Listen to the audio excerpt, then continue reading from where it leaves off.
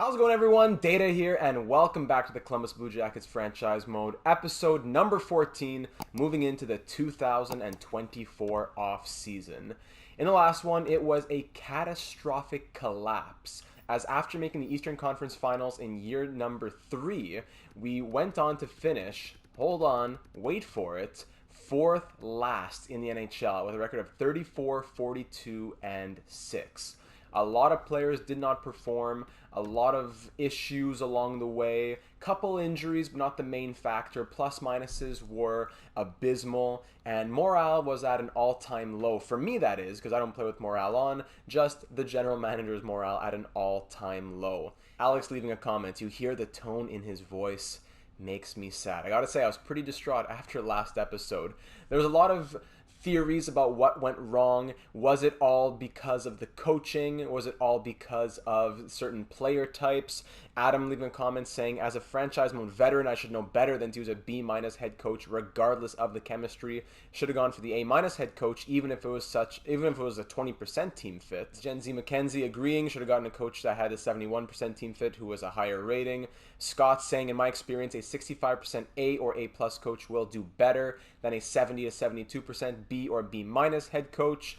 And you know what? I fully agree with that. I was in the camp of I'm not totally sure on that point because in NHL 20, I had a lot of success with B, B-, B+ rated coaches in the Anaheim franchise, the Honolulu franchise, even a little bit in the Buffalo franchise. But here in NHL 21, between Minnesota and now in Columbus, I have had no success whatsoever by going for team fit and say, oh, B is okay, B-, no. It seems as though we need to have an A, A-, A+ rated coach. So in this offseason, we're going to completely wipe the coaching staff. All 4 coaches will be relieved of duties, and we will find a new coaching staff going according to rating. So that's one thing I can just move out of the way right away. As soon as July 1st hits, we will get an all-new overhauled coaching staff. Now the question remains, was it the coaching staff? Fix that and we run it back with the same team? Or do we also make changes to the personnel and the team itself? There are some players who definitely have to answer for having a terrible season, and I don't just put on the coaches. Alex Texier, for example, scoring 4 goals. I don't put that on the coaches. I do not understand. He simulates so well. Usually in year number 1, he scored 63 points. It's just been downhill since there, especially 4 goals. So there's some players who really need to answer. Seth Jones, I don't know what happened with him. He, for an offensive defenseman with 85 offensive awareness and all those good puck skills and everything, to only score 5 goals, 7 assists, really wanted more from him. Victor Olofsson, 13 goals as a top 6 sniper. Justin Falk, who scored 60 whatever points in his first season with us. He scored 57 and 60 when he came here. Then he scored 45 and 82. 38 and 17, and 36 and 69. For his career, he has a negative 113, and he is a minus player overall with us as well, I believe. 26, 3. So, okay, it's pretty much an even now, but the last couple seasons have not been favorable to him. Even the goaltending, we've been thinking about that, as Igor Shesterkin did not have a good season either, posting an .896 save percentage and 3.2 goals against average. How much of the blame goes on him, I don't know, but Korpisalo, on the other hand, had really good numbers. So we come into this offseason with many questions and a lot of emotion as well, as we want to turn this team around ASAP because we know that we are probably on the last season here. This is the hot seat. This, if we don't have far, deep playoff success, we know that we're probably going to be out on the street, and that'll be the end of this franchise mode. I would like to do this franchise mode for another few weeks until NHL 22, but I don't think that we can excuse, if we miss the playoffs again, being given another chance at the helm. Most specifically, just being who stays and who goes and for what. And with such crazy prospects that are here within the top 4, top 5, we're picking 6th. Can we just use those pieces and try to trade up and try to get one of these medium elite or maybe even medium franchise prospects? And honestly, with so much trade value, I'd be down to move the 6th overall pick, Justin Falk, maybe Worf, Olofsson, Texier, maybe Hyman, some prospects. I think we have a lot of pieces to try and move up and get 1 or even 2 of these prospects who are going to help in our accelerated rebuild. These guys, medium franchise, medium elite, everyone here in this top 5 is guaranteed probably 80 to 84 overall. I'd say Klesla's probably an 84, and I'd say Jenner, Hughes, maybe even Thomas are probably in that 81, 82, 83 range. Those guys can be players right now on this team. I don't mind dumping Alex Texier at an 82, making $5 million and grinding my gears, and he forsook me like my son who left me. And I can instead go and get a prospect who's generated, has 5-star shooting, and I'd be much more happy. So JVR Don says that he would personally go for Hughes, the power forward centerman. He can eventually become the number 1 center, and Reinhardt can be a top-end second-line center. It will also be more realistic to take him instead of trading up for the franchise player. But if we were to do that, the price in the real world would probably start with both Laine and Worf. So if we do go for the first overall pick, we definitely are going to have to give up a lot. Don't worry, the computer will not make it easy for us. We've tried to trade for first overall picks in the past. Dexter thinks it might be a good idea to package our first at 6th overall, a top 4 defenseman or top 6 forward, and take those pieces and move it for the first overall franchise piece. He's already NHL ready, and the top 4D did not perform well, so maybe we're moving on from them either way. In the Discord server, Zach saying, suggestion premiere is one that will knock your socks off. Do you see what I see here in the top 3? Playmaker, sniper, power forward, all top 3 in the draft. Let's 1999 style trade for picks number 1, 2, and 3 and retool this roster. Whatever it takes, I think this will kickstart our rebuild. And a good criteria for our new coach, it will be that he must love these 3 musketeers, which they will be called. So that would be, I was pretty blown away by the suggestion because I hadn't even really considered it. I thought about trading up for one of them, but I didn't even realize that they are center, left wing, right wing, sniper, playmaker, power forward. Would that be absolutely insane? Yes. I don't think it's possible simply because we just don't have the trade value to make it happen unless maybe at least 2 of these picks are on the trade block. Maybe then, but I don't think the value is there. We don't have enough prospects, we don't have enough picks or roster players with value to get all 3 picks. Now that being said, I don't think we need all 3 picks because we can just kind of move away from the playmaker. We have Felipe Sanderson, who we drafted a couple of years ago. He's 87 overall medium elite now. Forget the playmaker. Maybe we just go for Hughes and Klesla, the power forward and the sniper. So all that will depend on what the teams are saying when I give them offers, if they're just going to be totally stubborn or if they want to play with it, or even if they want to trade their pick. Perhaps Arizona wants to trade their pick at number 2 because they won the lottery to move up from number 11. So that will change things very much. Addy agrees as well, saying try to trade for the number 1 overall pick, maybe try to get 3 as well. Also suggests trading for Morgan Riley. He just came off of a 60-plus point, plus 25 season. He would be a target to trade for if we wanted to move on from Adam Boquist. I don't know if I want to move on from him yet since we just got him. Plus, it kind of keeps with the realism of him being on Columbus in the real world, so I'd like to give Boquist a chance if possible. Goaltending, maybe try the Robin Lehner experiment, one of the more consistent simmers in his experience. Even if he doesn't work out in one of our franchise modes because EA hates us, it might be worth a shot. Think about trading Laine, keep Reinhardt, keep Kubalik, keep Bjorkstrand, trade Falk, trade Olofsson, do whatever it takes to get what we want and need. Texier and Hyman also up for grabs. Kind of forced to keep Rozhenko, but we have to trade Zach Jones more than anyone because he practically ruined the locker room, tore us apart, and made us miss the playoffs. It's a lot of responsibility to put on him, but he was a factor, I'll say that. Not all to blame for, but can you blame him for some of this collapse? Addy says absolutely. Fans are crying for a revolution, and revolution they will get. Shesterkin traded, ideally trading for multiple picks in the top 5, but 1 and 3 are the priority. Fire all the NHL coaches, sign and trade Laine. If the grinder line doesn't work or doesn't start well, scrap him except for Michael Oliver. Sacrifice chemistry for Oliver to remain even if it is 0. So fun suggestions there. We spoke a lot about it in the Discord server. That's the fun part of Discord where we can discuss these things as opposed to just being a one-off comment. I'm Sean Avery in the Discord server, quoting me, "Thank you for watching." No, thank you for the great content. Well, thank you, Mr. Avery. We can feel your frustration in the last video. Players outperforming somewhere else, but won't do it for us, a la Zach Werenski and Seth Jones. As team representatives, we are all with you. Win or lose, we will forever be there. Except if you fired us, well, that would be impossible. Draft, number 1. This draft is deep. We should move up only 1 spot to get Romano, except Klesla, who played in A+ league. All the others, Jenner, Hughes, Thomas, played in a C- league.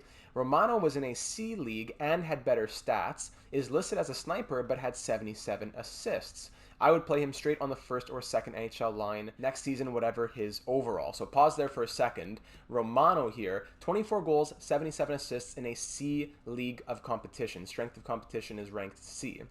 Thomas in a C- league had those numbers. Yudes in a C- league had those numbers. Jenner in a C- league had those numbers. Klessel's numbers are great in an A+ competition. Obviously, very far apart from these other prospects. But Romano, putting up in the QMJHL 101 points in a C-rated league, that is, I don't know, it's tough to kind of quantify the difference between a C- and a C league, like the difference between the WHL and the QMJHL. So I see where Sean Avery's going here. I probably would put more stock in the ratings here, like A+ shooting, A+ puck skills, etc. If I see the difference between Jude Thomas and Norm Romano, not a big difference in those stats, which is the more important part in my mind. Yudes get the A+, has also A+ on physical. Jenner gets A+ on skating, A- on physical. So I go probably a bit more by that than the stats themselves when they're in leagues that are C or C-. It's really only when it's an A+ competition that those numbers really, really mean a lot.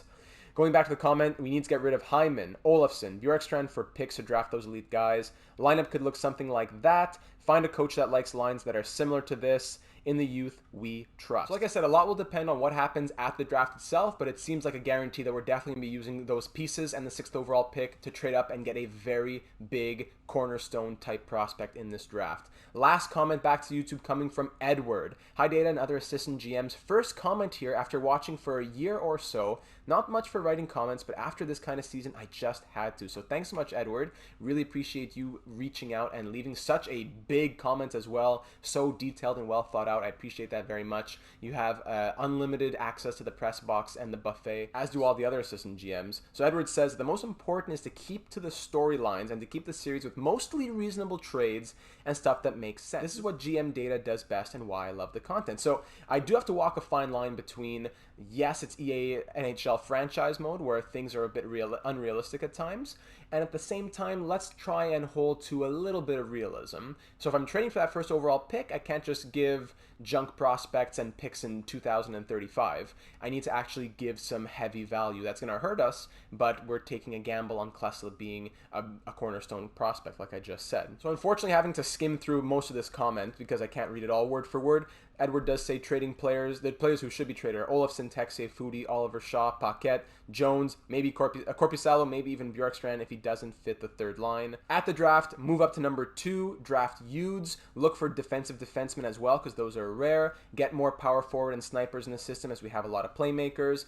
In free agency, look at signing back Boone Jenner, look for an offensive and then also a defensive defenseman. The lines could look something like he has there. The defense could possibly bounce back. They are still young, so the suggestions could be Rozhenko Boquist, new offensive defenseman, new defensive defenseman, then Dumoulin and Wood on that 3rd pair. Consider looking into players such as Thomas Hertl, Kalle Jarnkrok, Jeff Carter, Dadnov, Arvidsson, a lot of good players, and 4th line options that are great like Taze, Kopitar, veteran Poise.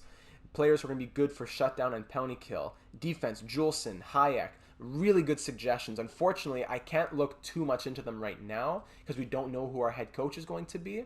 But as soon as we get one hired on July 1st, I'm going to have these guys watch listed, scouted, and then in next episode at the beginning of the season and moving into the season itself, we can think about those guys being moves that we make to bolster the team. And the comment, Edward just wants to say, Data, you're doing a fine job and this can be turned around. Go Blue Jackets, bang. So thank you so much for those in-depth comments. After such a terrible season, it's going to take a few minutes to get through those comments, so I do apologize for taking a bit of a longer intro, but I appreciate you hanging in there because I'm not just doing it on myself here. This is a team effort and there is a lot to say, as you had just seen. So what we're going to do here is move into the draft, but it's not just the trades for the prospects I'm thinking about. I'm also thinking about trading for the rights to upcoming free agents.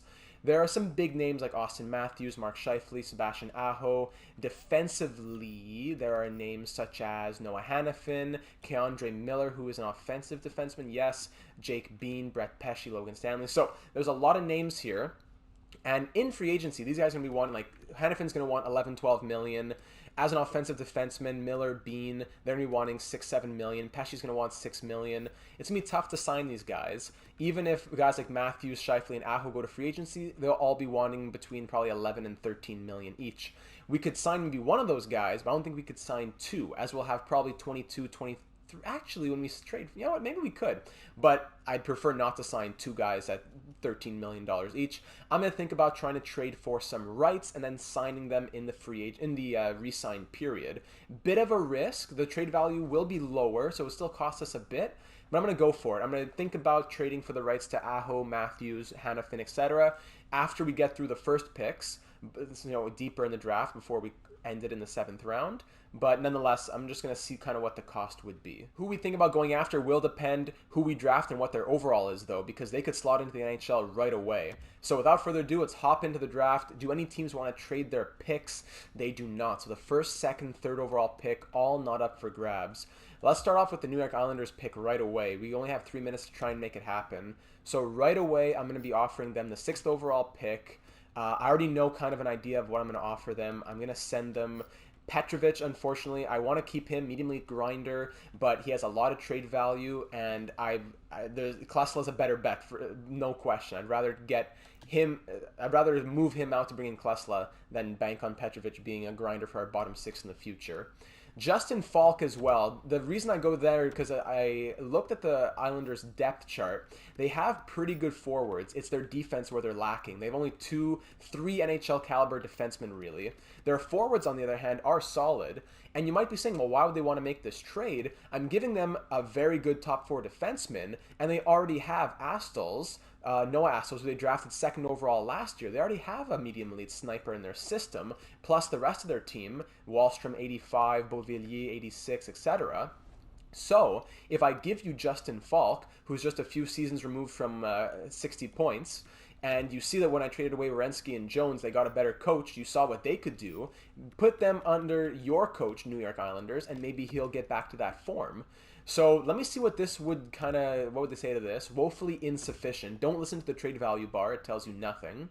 So a first, Petrovic and Falk is not quite doing it. If we go back to sorting by trade value, go back to draft picks, if I threw in the 35th overall pick, does this get us closer? Not at all where it needs to be. So it's definitely going to be an overpayment. I think it's going to be worth it in the long run, but this is going to be a huge overpayment. If I give you 2 firsts, Falk, Petrovic, and okay, still the value's too far off. I was thinking about throwing in Warfrzenko, but I don't know if I can afford to throw in 2 defensemen from our team.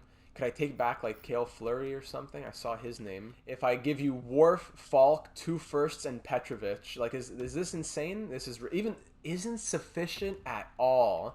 Look at the trade value. 2 top 4 defensemen, 2 first-round picks, including the 6th overall pick. It's not a huge. You're not going down that far. My goodness. If we throw in a 2nd-round pick, it could happen. Maybe. We have 2 seconds next year, so let's try a 1st and a 2nd from 2025. Isn't sufficient at all. Sheesh. So I don't think I can add any more value than giving 1 more 1st-round pick. This would be it. It would be our 6th overall pick this year, our 1st-round pick in 2025, our 1st-round pick in 2026, a medium league prospect, and a top 4 defenseman, a few years removed from 60-plus points, signed for 3 more seasons at $6.5 million. New York Islanders, you need defense help. You're going to get a lot of draft pick help. You're getting the 6th overall pick, for goodness sake. What do you say to this? Oh my goodness. I was half expecting it to be once again totally insufficient. Wow, we believe this transaction will contribute to our success here in New York Islanders. So we are accepting your trade offer. Okay, ladies and gentlemen, the Columbus Blue Jackets have the 1st overall selection and a franchise player to draft. Let's take a quick timeout here. Now we can take our time trying to trade with the Coyotes for the 2nd overall pick. Wow, I don't know if I want to risk going to 3. If Udes goes at 2nd, I don't know if I want to risk trading to 3. But oh my goodness, that's a lot. We gave 3 first-round picks. We have our 2nd. So next year we have 2 seconds. The year after that we just have 2nd, 3rd, 4th. So it's not insane to see that for a franchise sniper, but it was a heavy cost. And I think the Islanders will be happy. They're getting a lot of good prospects, and they're getting a very good defenseman to help them right now. So now to get the 2nd overall selection, this is where I'll try to trade them some forwards, I think. Because I checked the Coyotes earlier, and I think where they struggle is the forward depth. 1, 2, 3, 4, 5, 6, 7, 8, 9, 10, 11, 12. Not bad. It's not a struggle per se, but the team drops off into the mid to low 80s. So if I could send you some players who maybe you can try to revive, again, putting them under a different coach, maybe they believe in their coaching staff, I will send you Victor Olofsson, who you seem to want. He has almost no value, but I'm just going to get him off this team. He signed for 5 more years at 5.8, so you can be happy with that contract. I'm going to also throw in a goalie prospect. We have no more skater prospects, really, but I'm going to throw in Gogolev here. He was a 7th-round pick. My goodness, 7th-round pick, medium elite with that value. Kopstels is really the guy with more value. He's 9 overall higher at the same age. So if I give you Olofsson, Gogolev, and then I'd probably have to throw in picks. I don't have that much else to give you. Let's say one of the seconds next year. We have 2 seconds. Like, just how close does this get? Olofsson, Gogolev, and a second. Trade rejected, woefully insufficient. Yeah, I don't blame you for saying that. Skaters matching the block. We'd have to probably throw in a guy like, maybe even Hyman. Maybe throwing in Hyman makes sense. He has a good extension signed on, though. The 3 years at 3.1. I'd prefer not to move Hyman, but it's definitely a possibility. Do I trade them Zach Jones, maybe? They don't want him, but would that change things? You know, I'm gonna send this offer. Rejected. Doesn't meet the block particularly well. I wouldn't mind trading Jones and just starting fresh and getting someone new in free agency. It was just a failed experiment with him. So I'm gonna keep him in the deal, I think. Try to give you a 3rd in 2026. How close does this get us? Nor are we particularly interested. It's a great contract for Zach Jones if you could turn him around. I'm sure there'd be many teams that want to try him out. 2nd from Edmonton still isn't sufficient at all. Would we have to dump another 1st-round pick? 2027 first? I don't know. The president of hockey operations might not be giving me the green light on these moves, but I'm just telling him, trust me, my friend. Trust me. Doesn't meet the block particularly well. Still quite close to fair value. So this could be very close, actually, now. If I try to take, I don't know, 5th, 6th, 7th in 2025. Victor Olofsson, the rights to Gogolev, a 2nd-round pick in 2025, a 1st in 2027, and Zach Jones, who has value, but just I'm fed up with him. You give me your 2nd overall pick right now, where I can take a medium elite, whatever, 80-some overall sniper, power forward. Give me a 5th, 6th, 7th in next year's draft so I can continue to replenish my prospects. What do you say to this, Arizona? Doesn't meet the block particularly well. 6th and a 7th, quite close to fair value. Just the 6th, and trade accepted. On behalf of the Arizona Coyotes organization, I accept your trade offer. We'll see you out on the ice. All right. Heavy, heavy prices, I do have to say. At least that kind of keeps to realism that I'm getting like drained for such value here. I'm giving up so many pieces. Victor Olofsson out of the lineup. He scored whatever 13 goals. Texey's going to move soon, but right now his value is too low.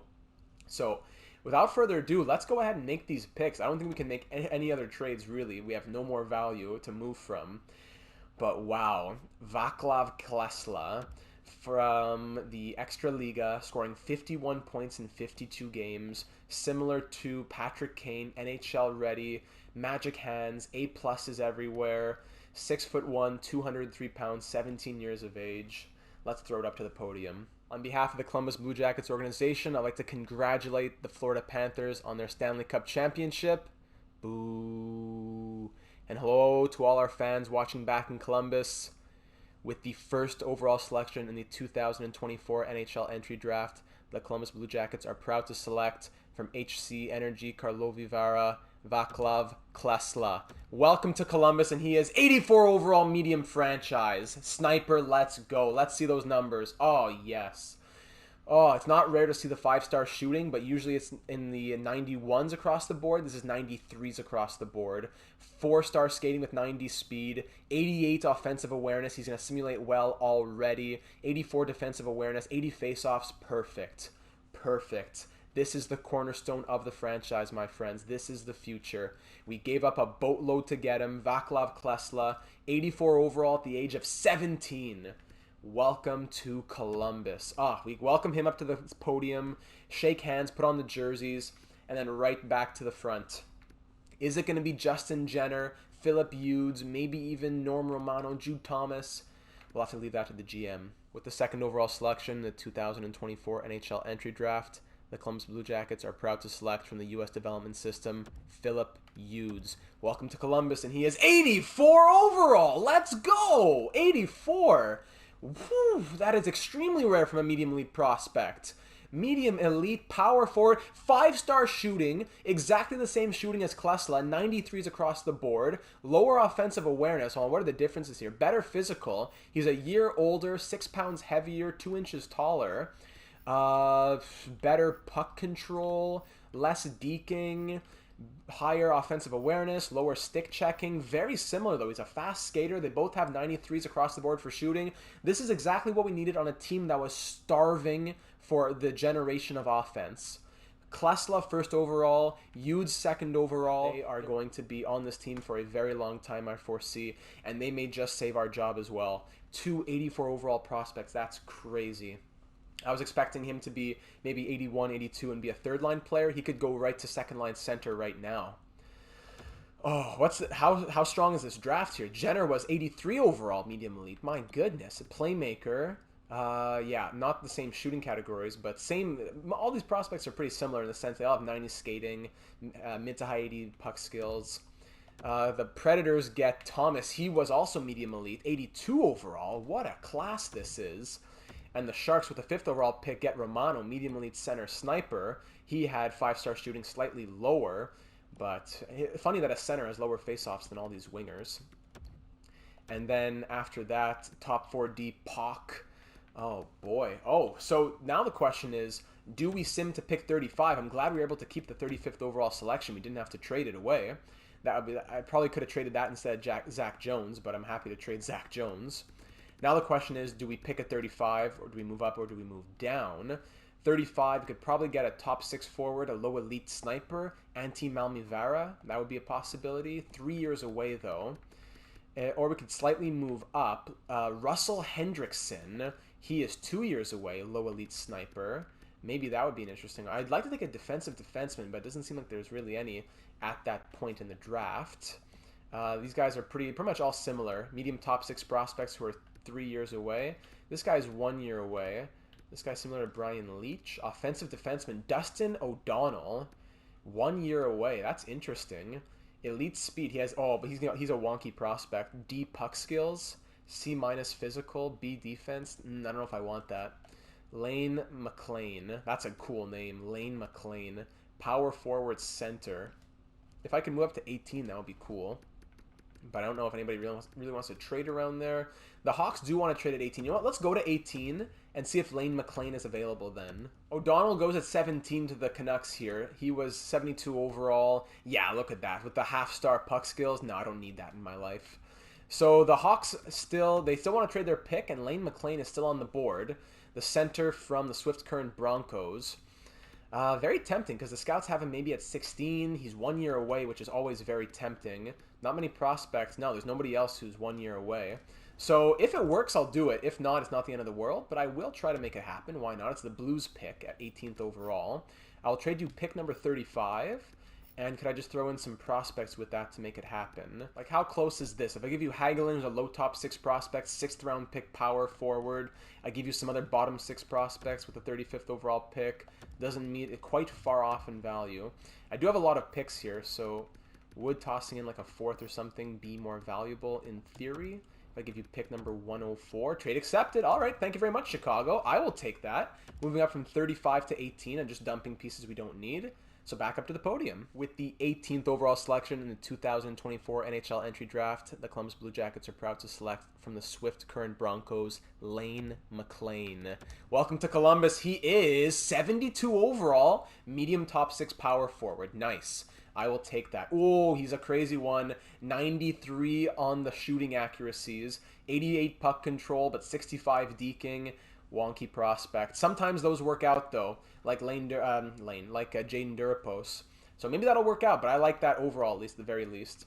I noticed as well the Canadians took an 80 overall, medium top 4, two-way D at 13th overall selection. So pretty crazy to see. This is a deep draft. And even Vatanen, medium top 6, 80 overall playmaker at 12th overall. Meanwhile, I have 66s going here. So pretty crazy draft class, I do have to say.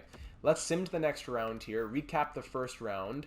All those guys went there. No one really big after that until these couple of 80s go at 12 and 13. A 78 overall two-way D, 72 McLean.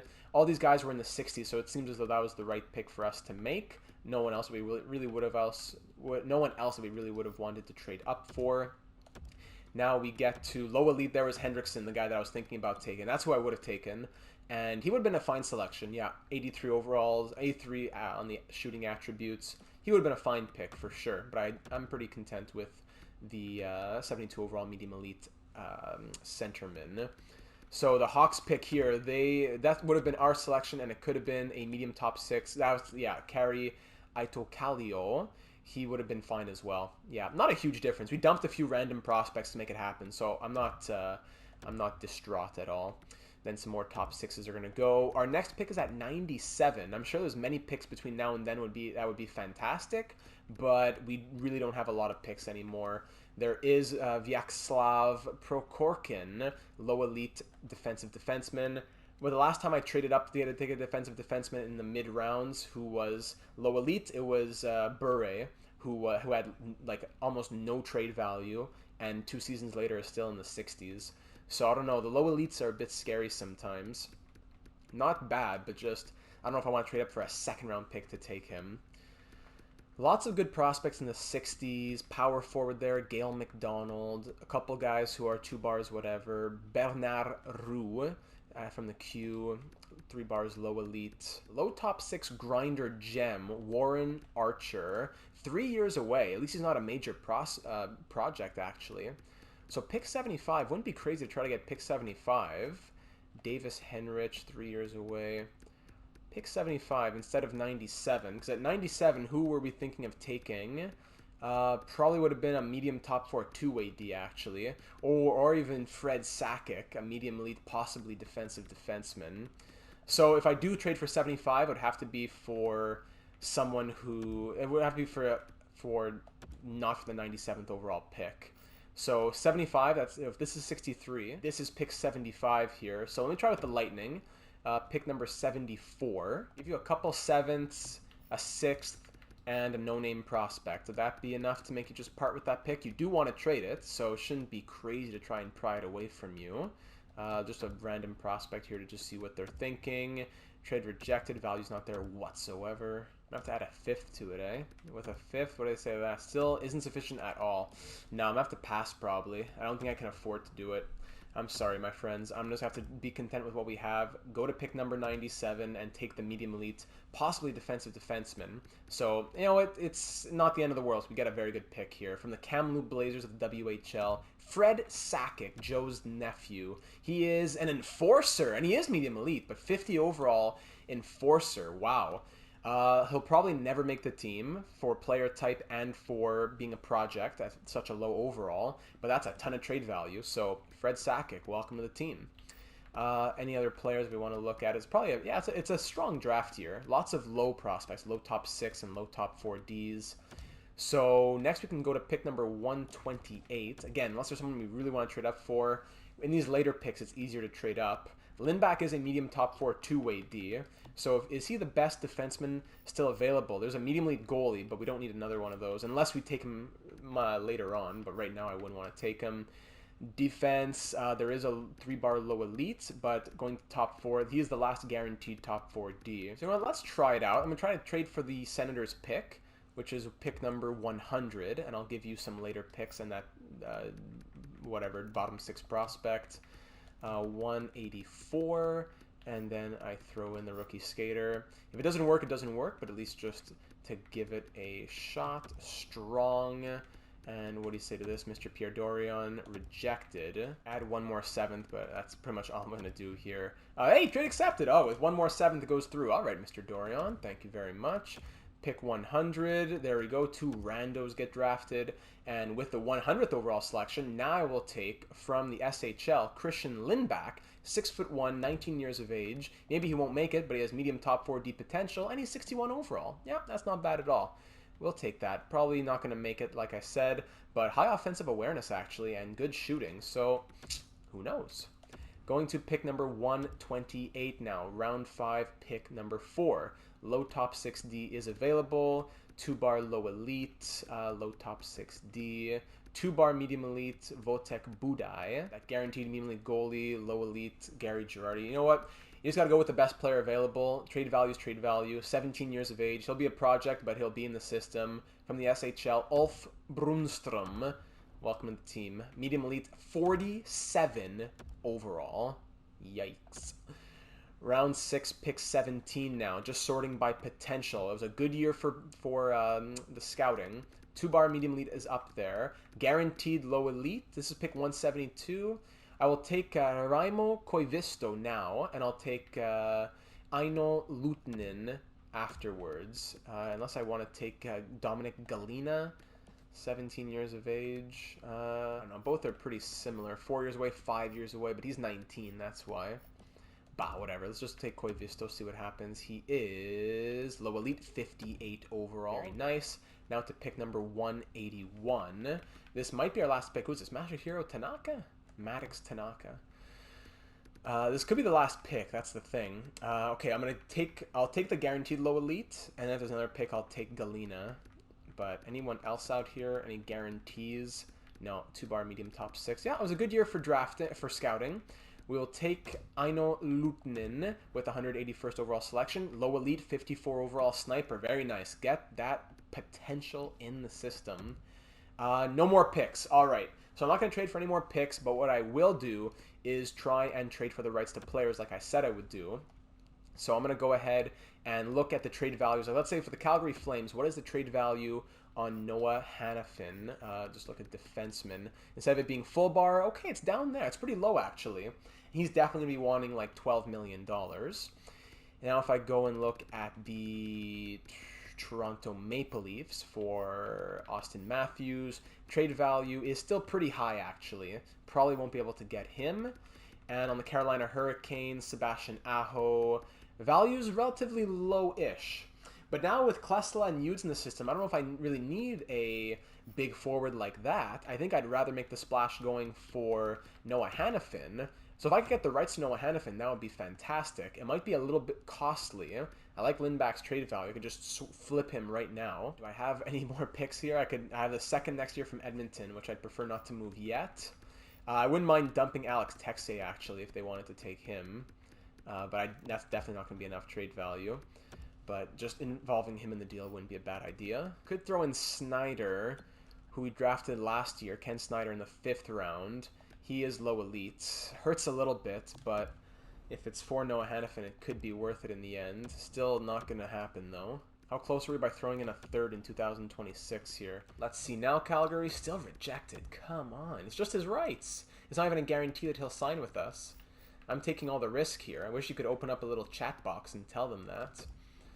Throw in a 6th. How close are we now? Trade accepted. Thank you, Calgary. Noah Hanifin, his rights are here. Now all we're going to do is sign him and convince him that he wants to be here going forward. Kind of like a Dougie Hamilton deal where the Devils aren't great right now, but they're going to be good in the future. Let me sign you to a big deal today.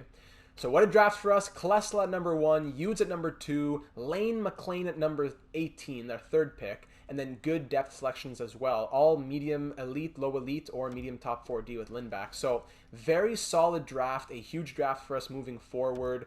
People who are going to be making an impact on the roster next season. And I'm just going to re-sign the scouts and coaches in the AHL, and then we'll get to the contract screen. All right, that's all taken care of. Let's move into the contracts now. We have a lot of cap space with Olofsson, Texe all gone. We have $33 million. So just, low-key, really quick move. But Alex Texe, I want him to be a huge part of this entire franchise mode. And he just absolutely fell apart this last season. I wish him the best in Calgary. Go do it in the Western Conference. But, man, was that a disappointment. So I'm going to bring you through what I'll do quickly. First, I'll take care of the big moves here. Noah Hanifin, yeah, he wants $12 million. He is an absolute tank. I didn't show you his stats because I'd already looked at them pregame in my preparation of the video. But he scores 50 to 60 points per season, especially with Calgary being such a good offensive team. 90 offensive awareness for a two-way defenseman. 5-star defense. I would love to have him on that top pair. Maybe because I'm not going for chemistry anymore. Forget chemistry. We're going for best coach rating. We're not going for team fit anymore. I don't care. If it's a 0 with a two-way D, I don't care. We do not care. So 12 years, 7 years, 12.7 million. We could go for 8. It's not really different if you go much lower than that. So 6 years brings him to 33. I'd rather pay him till 33 than till 34. So I'll go for 6 years. I'll try for the 85%. I really doubt he'll take it, but that would be 10.795. So let's try 6 years at 10.8 for Noah Hannafin, and we'll go up from there. 6 years, 10.8. Now, Patrick Laine, a lot of people have been saying sign and trade, whatever. There's a few different things we can think about. Patrick Laine, he's scored 31 goals this last year on a really bad team, 40 the year before. He consistently gets 63 to 75 points. He's in that range. I don't think it's time to move on from him yet. I think he's one of the few bright spots on this team, to be honest. So I wouldn't mind giving him a nice big extension, whether he stays here through the entire duration of it or not. At the start of last season, he was wanting like 14 million a season. So maybe we should take advantage of his low asking price at 8. He only wants 9.6 for 8, which is 85%, 8.175. So 8.175 for 8 or 7.925 for 7. Honestly, I'll probably just go for the 8 years. It's still pretty cheap either way if he's willing to sign it. So let's go for 8 years at 8.175, and we'll go from there. Kyle Wood, I wouldn't mind keeping him. I was close to wanting to move on from him, but he scored 12 goals last season in 65 games. Hopefully he can either be a third pair or 7th D for us once again. Bit of an expensive asking price, but we do have a lot of money, and I'm willing to give him a 1-year deal in the, whatever, 2.35 range. Like 1 year, 2.350. Schlappick does not want to resign. He should be in the NHL by now, so I will let him walk. I wish him the best. He was great for us in Cleveland. Forbort was a depth guy for us. I would like to keep him as depth, actually. If he's down to stay for a 1-year, $1 million deal, that would be fantastic.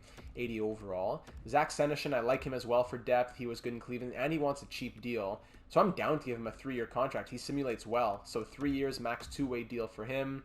I'm going to start taking care of these guys. Bunnaman, I don't know what I'm going to do with him because the 4th line grinders, I'm not sure what's going to happen. But Chartier, Korskov, yeah. Lettinen, probably let him walk. Oh, like, what does Shaw want right now? Shaw wants 1.25. I might just let the grinder line go. After such a disgusting show last season, you know what? I will do that. I'm going to bring the boys back together. I'll get the band back together in the future if things work out. But Paquette, Shaw, Delorier, if he's even here. I don't even see him. And all those guys, Bunnaman, I'm going to let them walk. And if we go back to the grinders in the future, then that's fantastic. But as of now, it was too shameful for me to even think about. Dahlin went from like low top 6 to AHL top 6, so release him. Teasdale was part of that deal for this roster spots, release him. I'll take the rest of those. I'll take care of that for the AHL myself. Unsigned, go ahead and obviously sign the big boys right here. We want to give contracts to Klesla, give him his 3-year max 2-way entry-level deal, as well as Udes, get them signed on and ready to go. They'll be in the top 6. McLean, I'll let him stay in the juniors for another season. And then for goaltending now. Goaltending, I'm not sure what's up with Shesterkin, but I do want to re-sign Jonas Korpisalo. It might be Korpisalo starter and Tarasov backup, actually, now that I think about it. Berde, I'm going to let him walk because I can never even get rid of him. Nobody wanted him. Gravel, I'm going to let him walk too. It's unfortunate because we drafted him in the 3rd round, but medium fringe starter, 63 at the age of 20. We have better goalies in the system, so it was a bit of a waste of a pick, unfortunately. Kopstels will sign him for sure, 66 overall, medium elite. He was a 4th round pick that same year. Tarasov is probably going to be our backup in the NHL this season. He's down for 3 years. He's down for 3 years at a 2-way deal. But actually, I'll give him 2 years because that keeps him as an RFA. So 2 years at 0.850 keeps him as an RFA. That's cool. Okay, thank you. Korpisalo was good. He deserves to come back in my mind.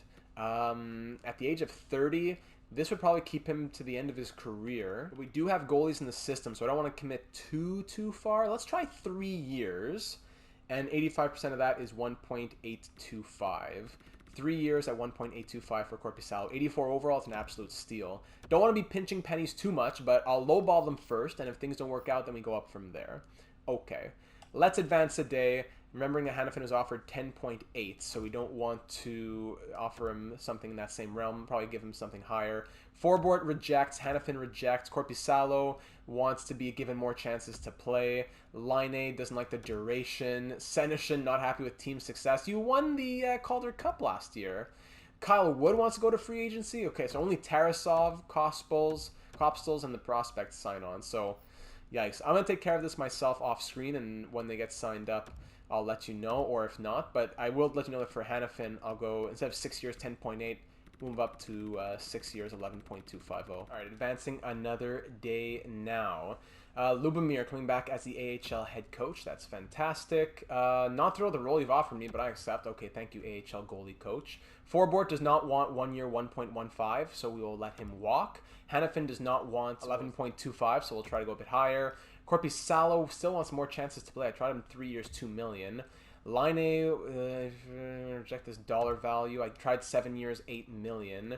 Korshkov, Clendenning, all the randos, Pooh, Fixwolansky, Senyshyn, yeah. Wood wants to go to free agency, so I'm going to let him walk. I tried 1 year, 2.5 for Wood, so I'm going to probably do the same as last year. Let him walk and then find him in free agency.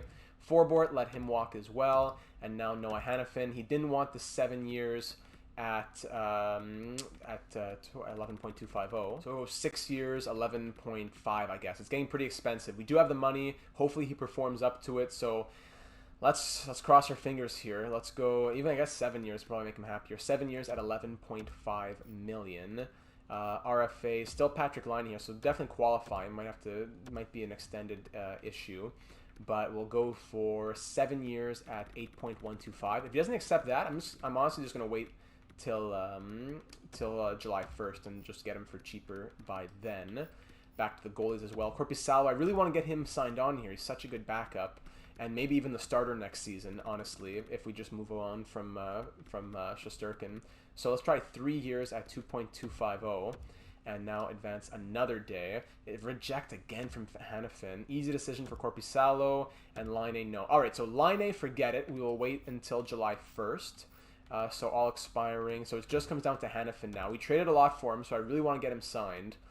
If we want to go 7 years, 12 million, then I guess we will. But we only have a few days left to try this, so let's just go all in. We got to go all in. We need him on this team. If we went to free agency, it would cost us even more. We'd be competing with other teams. It would probably cost us 12.75, 13 million. So let's try 7 years, $12 million.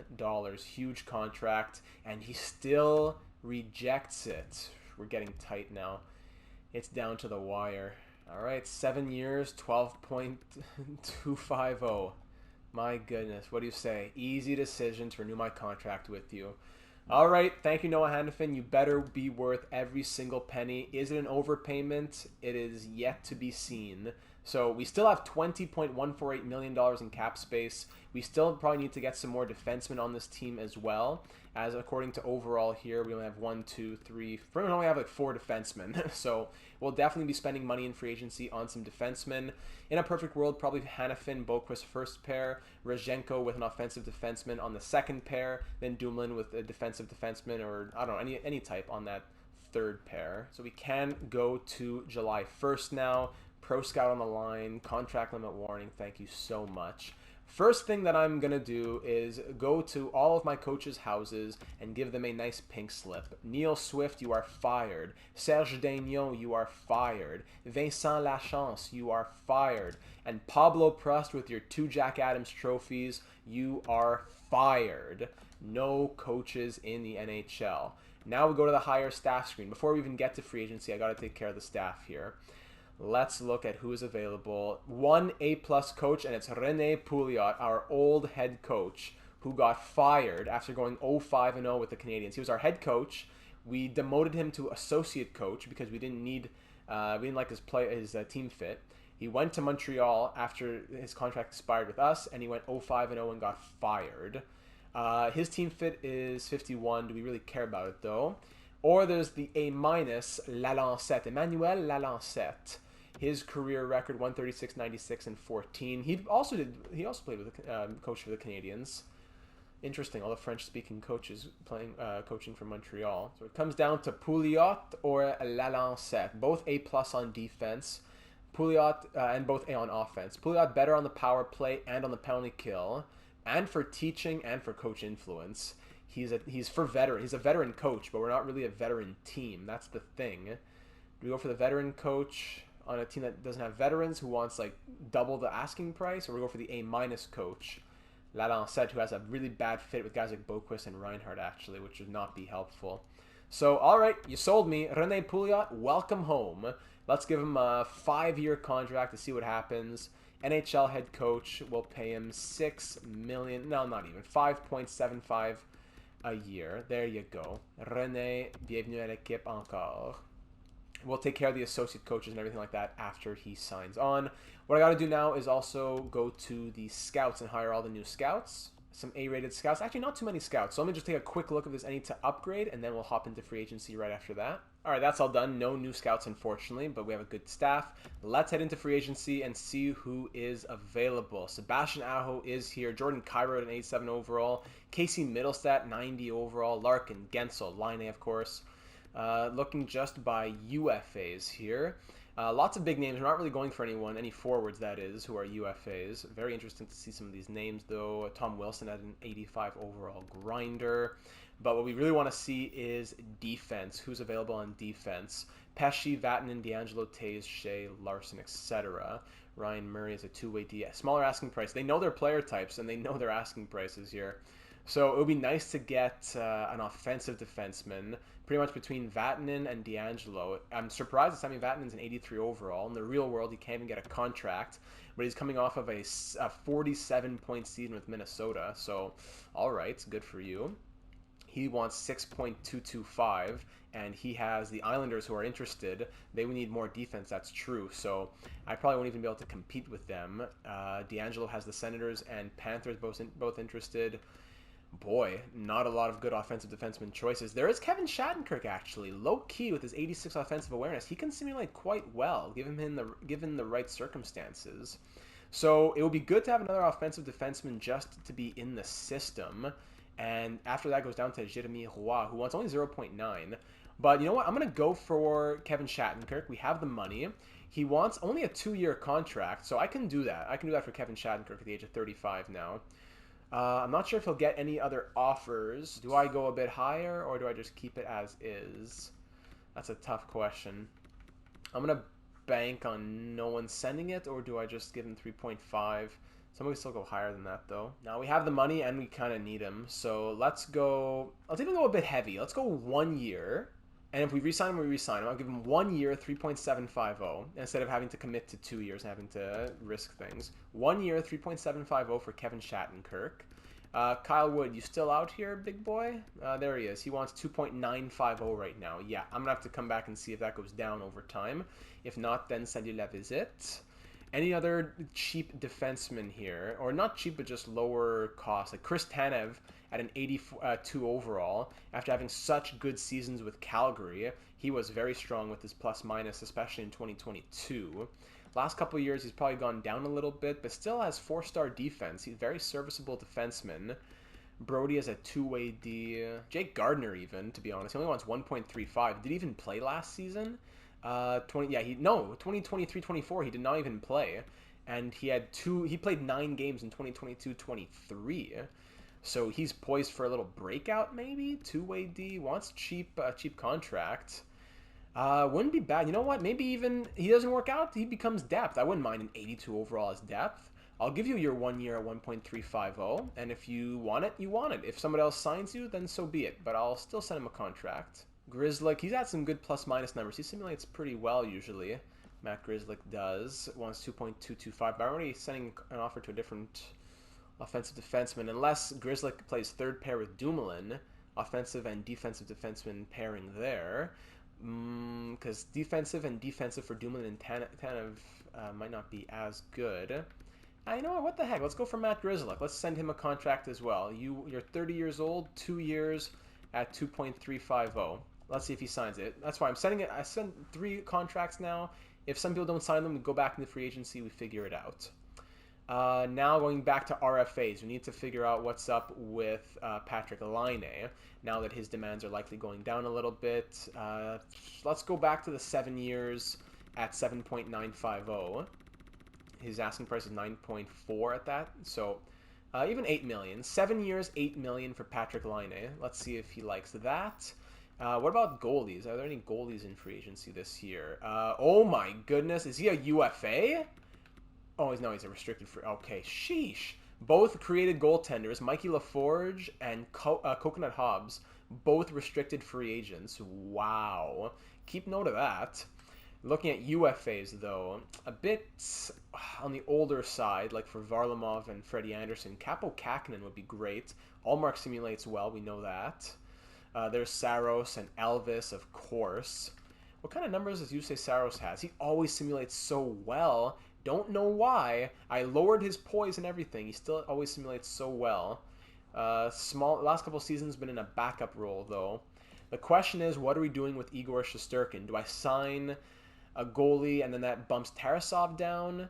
Or do I go Korpisalo Tarasov and then I trade Shesterkin? And worst case, I could trade for a goalie if I don't like the Korpisalo Tarasov tandem. I think that's probably what I'll have to do. A lot of tempting goalies, but that's probably what we'll have to do.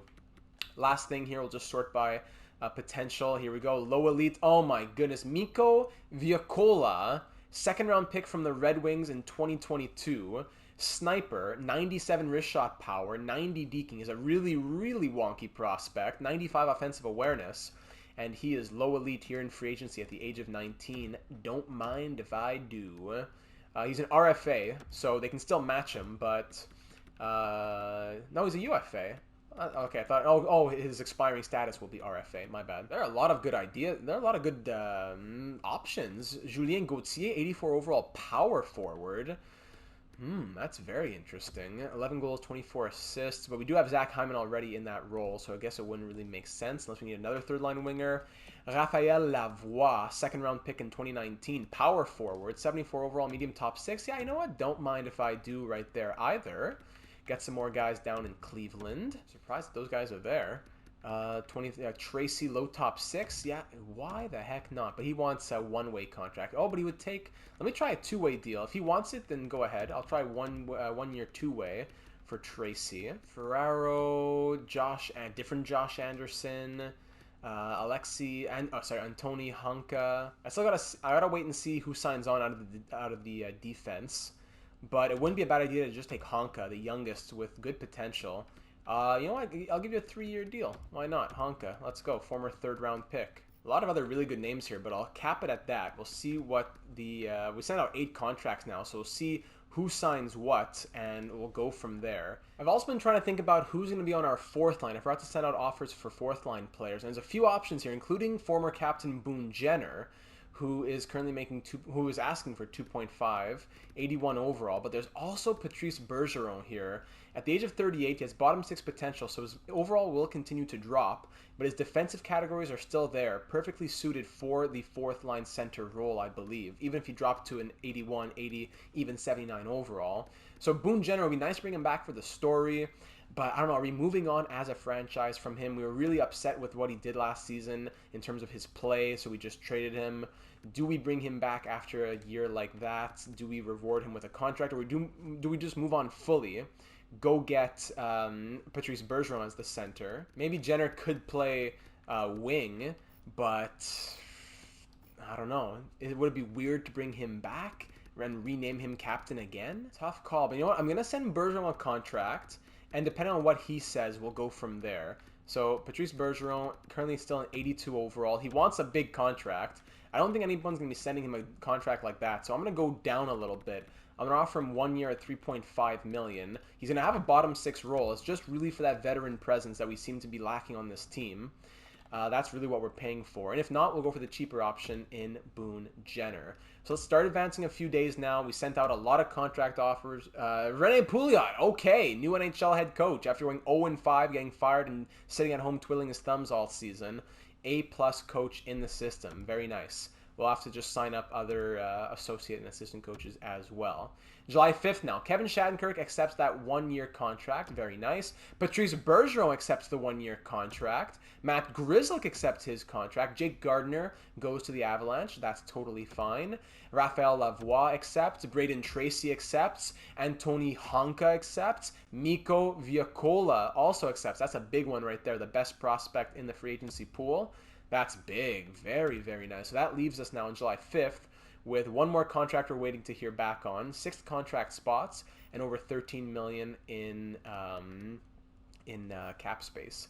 Just waiting to hear back from Patrik Laine on his deal, which will affect the salary cap for sure. Looking at the team at the moment, let's quickly count how things look for forwards, sorting by overall here. 1, 2, 3, 4, 5, 6, 7, 8, 9, 10, 11, and 12 is Patrik Laine, or Bemstrom stays out, and 12 is Patrik Laine, and Bemstrom is 13. And then in the system, are we missing anybody? No, Laine is there. Okay, so that's not bad actually. It's just that I'm not sure if it's the best bottom 6. Like the 4th line would be Bergeron with Perreault as a sniper. I don't know if I like that. I'd prefer Bergeron as Foudy would be 3rd line. Who are his wingers is kind of what I'm trying to figure out here. Because if the first line is going to be Kubalik, Reinhart, and Laine, that's the first line. Sanderson, Bjorkstrand, and Udi's the second line. That means Klesla, Hyman, and Foudy are the Udi and Foudy. Foudy is the 3rd line. And that means Oliver's 4th line right wing, Bergeron's center, and Perreault playing on the wing basically. So that's already pretty much it for the forwards. I don't like Perreault being on that 4th line, but he's gonna have to make the NHL for sure. So that's Klesla on the 3rd line too. Klesla's probably gonna bump Bjorkstrand to the 3rd line or something, maybe even before the season begins. I wouldn't be surprised if both Klesla and Ude's overalls grow before opening night. Defensively, we'll go Hanifin, Boquist, Rezhenko, Shattenkirk, Dumoulin, Grzelcyk.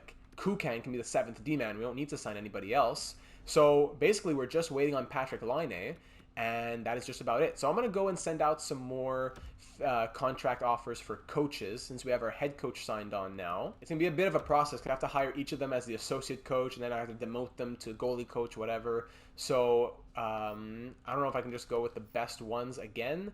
Same kind of thinking, all kind of B minus rated. That would probably be ideal. Patrick Marleau would be nice to get him.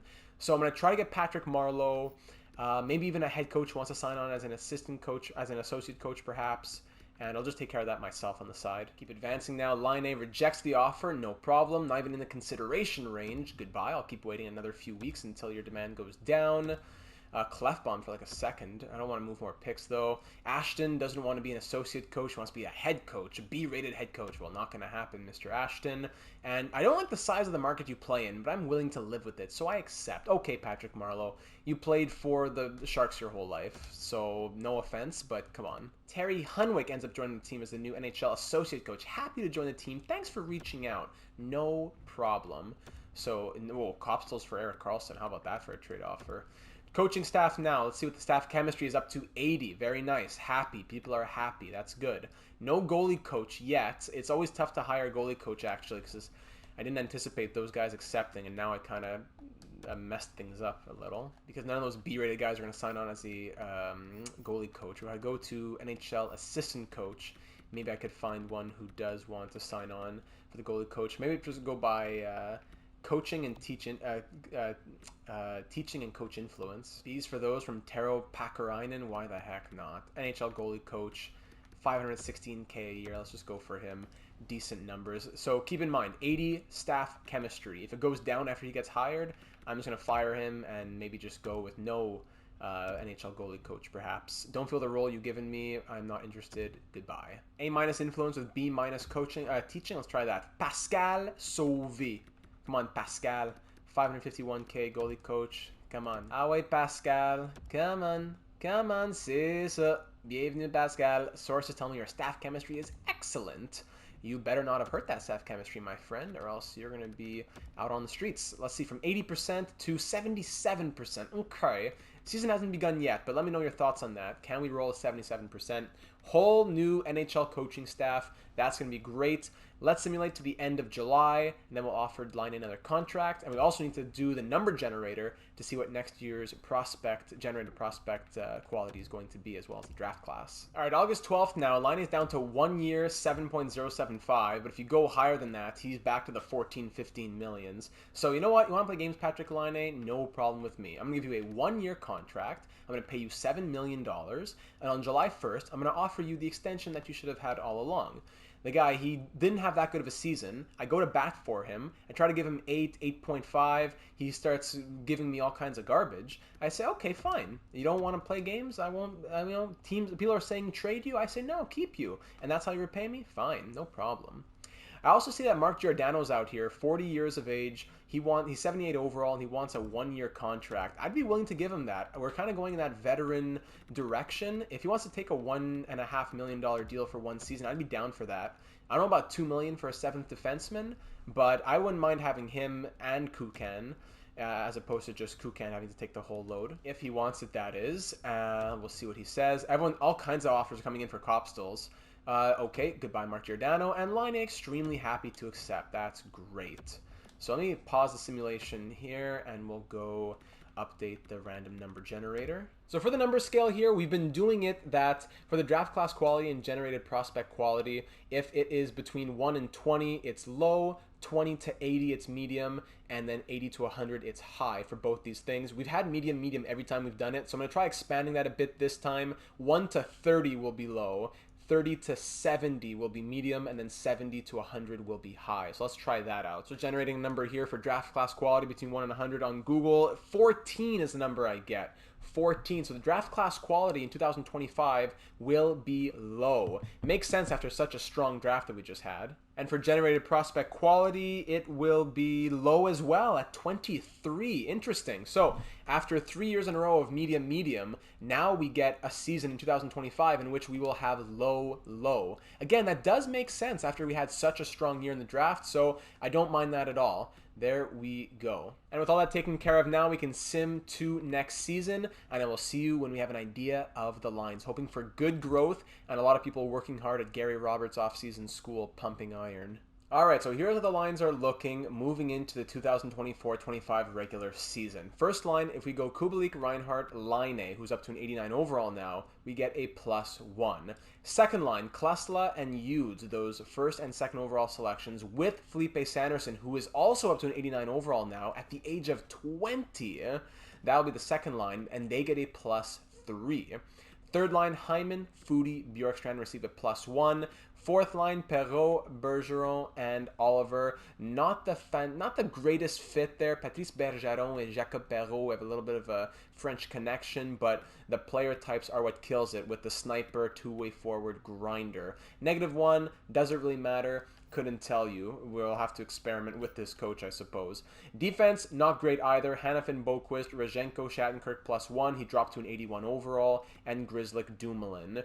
So the defense is a bit weaker than I'd like, to be honest. Shattenkirk at an 82 is already pushing it, but now down to an 81. Maybe I'll look at making him the 7th defenseman and then bring in a defensive defenseman to play. Sorry, a different offensive defenseman to play with Worf on that second unit. The thing is, no one really fits the defense here. Worf has a decent fit. Shattenkirk, terrible. Grzelcyk, even worse. Dumoulin, good only for the first pair. Boquist, not good. Not great. And Hanifin, not really good either. So Rene Pouliot is not the ideal head coach. Him being the only A+ rated one was unfortunate. Power play units get a +3 and a +1. Again, not ideal. Pound and kill units get a 0 and a 0. Shesterkin 85, backed up by Korpisalo 84. Tarasov has grown to an 81 overall. He has to be the backup this season, so it's going to come down to who's moving, Shesterkin or Korpisalo. Kukan, Stenlund are the extras. Down in the AHL, Durpos had a 77. A little bit of growth from a couple pieces here and there. Peak has never gotten over 79, unfortunately. Olivier Rodrigue still at a 78, and Brent Kopstel's up to a 68. He was a 4th-round pick in 2022, as we all remember, the medium elite prospect that everyone's been sending me all kinds of trade offers for. I'll have to fix the lines in the AHL, but here's how we're looking in the NHL. Like I said, are we okay with this? Do we think that fast growth from Hughes and Klesla will get them to the first line? Because ideally, Reinhart at 85 is not the greatest first-line center, but we'll probably see it swapping like this in the near future. because using Klesla playing like 87s with the chemistry is going to help their growth very much. Now, unfortunately, this is not a good coach for chemistry. So we have two 18-year-olds with a veterans coach who is not giving them good chemistry. Well, giving them a +3, but will not be giving them good chemistry long term. Now, moving into this next season, the computer already has it. Sam Reinhart will be our captain. He has shown time and time again that he has heart. He has a long-term extension, a long-term contract signed with his team. He's been here for a while now, all things considered, and he is going to be here for a long while as well. I believe he's one of the few players who has shown year in and year out that he has passion and wants to bring success to this franchise. Patrick Laine, he will have an A on his jersey. If he signs that extension, it'll be a guaranteed A. Right now it's a tentative A. And the other A could go to a few different players, to be honest. I don't think I'll give it to anyone here on defense. Worf is closer to being on the way out than being a fixture on this team long term. I'm going to give it to Oliver Bjorkstrand. He is the longest serving member on the team. I believe he'll be playing in his 10th season with the Blue Jackets now. So Bjorkstrand, Laine, Reinhart will be the leadership core for the season. You would think that Bergeron should probably get a letter, but 10th season for Bjorkstrand, I think he has deserved it. So that just about wraps things up on the off-season. Still a few questions moving into the regular season. I wish we knew more. I wish there were more coaching options, unfortunately, but we're at 70% staff chemistry. Are we happy with these coaches and their morals? Do we keep them as is? Patrick Marleau, try and get him a Stanley Cup as a coach if he couldn't get one as a player. Lalancette is still a coach in the system, in the free agency pool. It would give him a 50% team fit, really bad with a lot of players, if we were to sign him. Meanwhile, Pouliot has a 50 as well % team fit.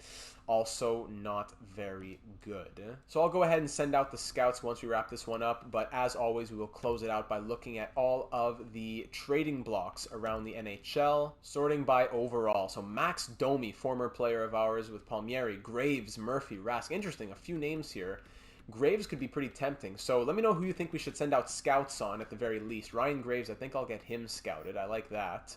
Gaucher, a couple prospects on Arizona. Barry and Shea on Boston. Buffalo, more prospects. Calgary, no one.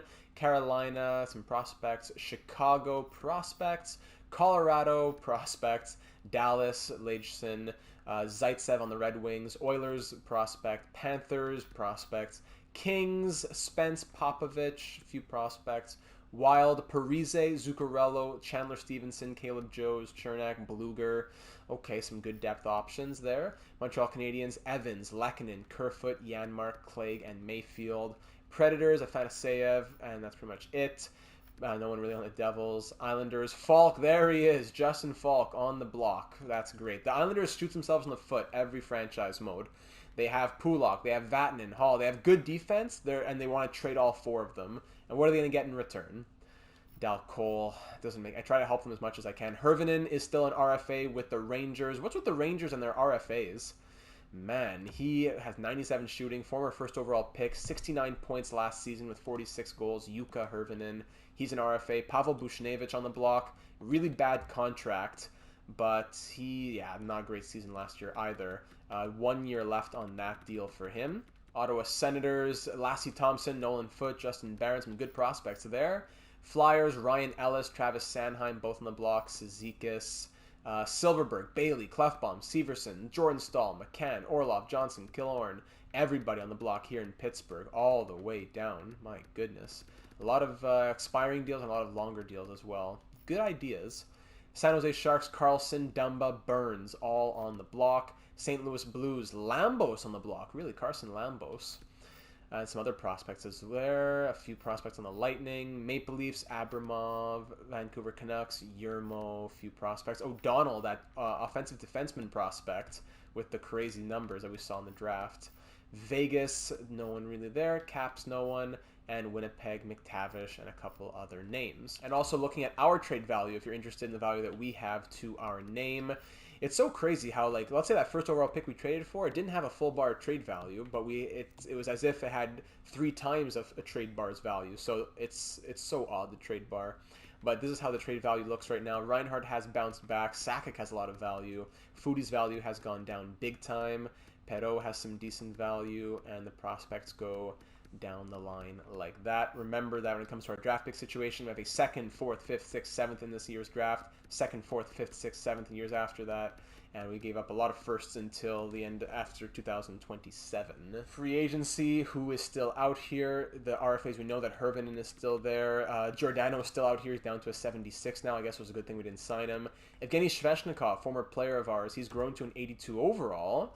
What did he do with Vegas? He had 6 points in 22 games. He grew to an 82, but don't think we'll get him. Ciolin, maybe we should get signed Samuel Ciolin, 4th round pick, 2-way D, high top 6. Let me know if you think that would be something interesting. Victor Mete, Kiviranta, Abramov. Yeah, no big names, but some interesting guys, especially for Cleveland if need be. And last thing to consider for contract extensions. Should we be sending out extensions to Sanderson, Boquist, Oliver, etc., or should we be waiting? I'd like to do the full season in the next episode if possible. We could give a 3-year bridge contract of like $8 million to Sanderson, or go big for longer term, but I'd prefer probably the bridge. Adam Boquist is down for a pretty reasonable deal, actually. We could go, I could go 6-7 years on him right now for under $6 million. That wouldn't be bad at all. That would be cheaper than what he's getting paid now.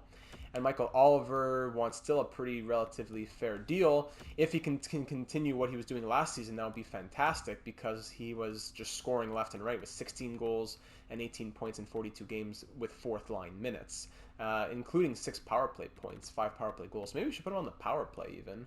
I don't know. So even Jacques Perrault here wants 0.285. We could do that. Okay, so a lot of different possibilities there. And that is all she wrote. A lot of questions. I think the biggest one probably being what's up with the goaltending and the coaching, I suppose. But that is it for the 2024 offseason. Huge moves to try and keep our job here in Columbus. Next episode, I'll try to do the whole season in one episode if possible, unless we collapse all over again. But it is a big season because this will be the one that decides whether or not we're going to be with this team for a few more years or not, because if we miss the playoffs, we are going to be out on the street. So a lot riding on this season. What moves did you like the most? What moves would you like to see?